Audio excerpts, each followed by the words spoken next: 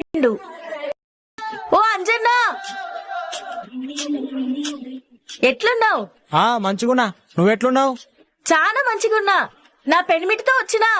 ఏంటానంది అలా అరుస్తున్నావు? అట్లా అరవకపోతే ఎట్లా వినపడుతుంది? కారాపి మాట్లాడొచ్చు కదా.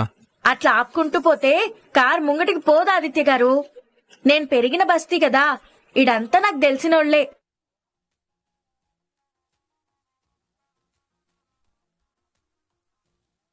ఏ ముసలాడా, చూసుకోవా?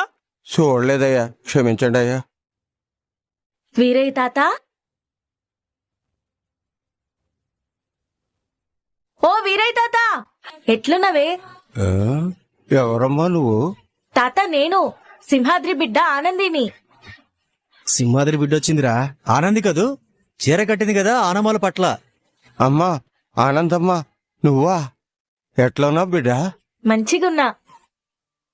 ఈ నడిమిట్ల చూపు మందగించింది బిడ్డ, అందుకని నేను నీ నాన్నమాలు పట్టలేకపోయినా. ఏమీ అనుకోకు బిడ్డ.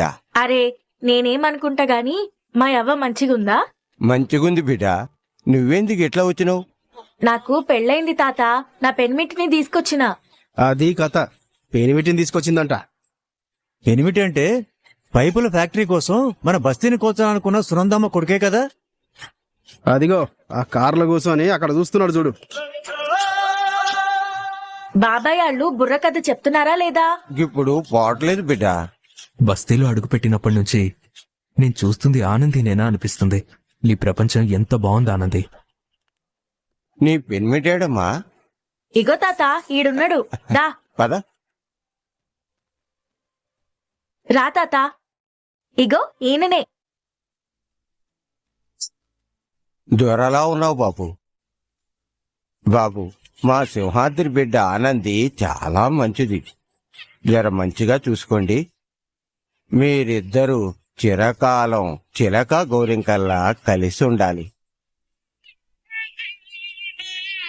పోయిరా బిడ్డ, మన ఎల్లమ్మ దీవెనలు నీకెప్పుడూ ఉంటాయి. అవ్వని అడిగినానని చెప్పు తాత. గట్లనే బిడ్డ. ఎప్పుడూ లేనిది ఆనంది పెనిమిటిని తీసుకుని ఇక్కడికి వచ్చిందేంట్రా? ఏముంది, పైపుల ఫ్యాక్టరీ యాడ కడుతున్నామో చూద్దామని ఉంటాడు. ఇదిగో ఈ బస్తీనే కూలగొట్టి ఇక్కడే కడతామని చూపించడానికి ఇక్కడ తీసుకొచ్చి ఉంటుంది. అంతేనంటావా?